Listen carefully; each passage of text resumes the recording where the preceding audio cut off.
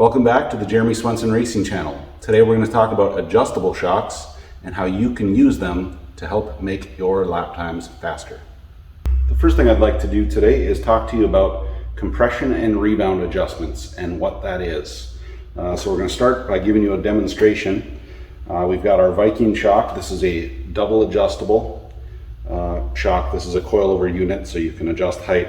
But we have compression and rebound, and what that's referring to is how much force does it take to compress this shock like this, or rebound with a shock like that.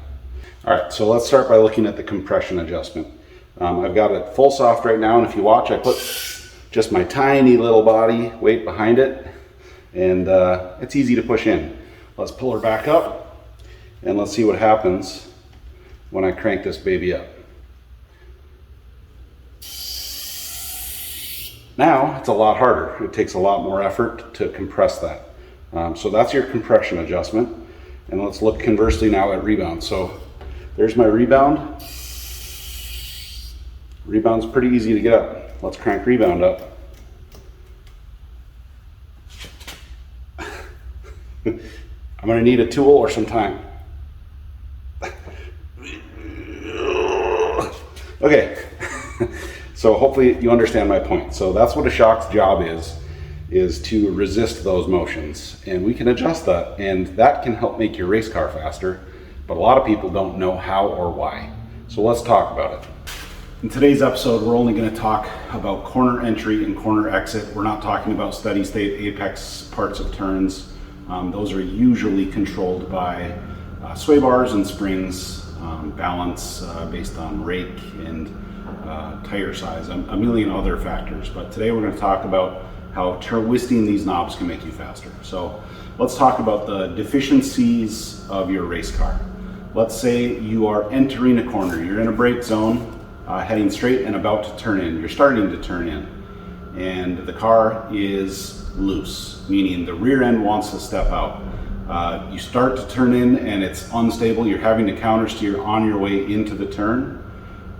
That usually means we're transferring too much weight to the front, so and not enough in the rear. So what would you do? There's two options with shocks. With these is in the front, you turn up your compression, so that resists this motion in the front and keeps that weight back. The other option, and you can do both at the same time. Usually the pros are going to recommend you try one thing first and then adjust the next one. So if I was on a corner entry having the oversteer problem like that, I'd actually start in the rear. I would turn up rebound. So I'm going to increase the rebound force so it makes it harder to extend this shock, which will then keep that weight back there longer. So as I'm braking, it will transfer less weight to the front.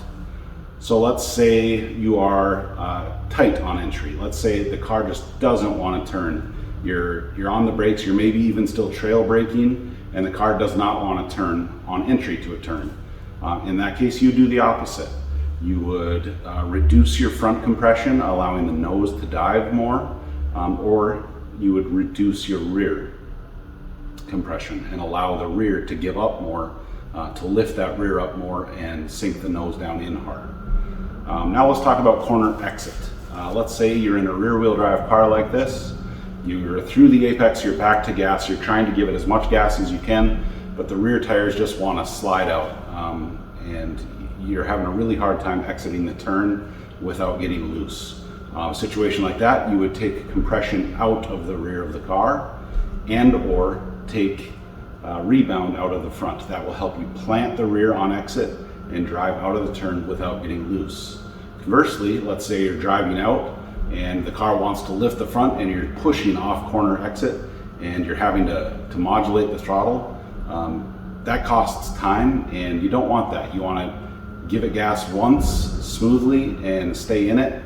And there's one thing you can do for that. Well, two things. It's the same thing. Is increase your front rebound would be the first thing I would do, and that helps keep the nose down more under throttle. And then conversely, you would turn up compression in the rear. So these are just simple thoughts that hopefully give you an idea of how these things work and the dynamics of a race car. There's so much going on These are just a couple of the adjustments you can make.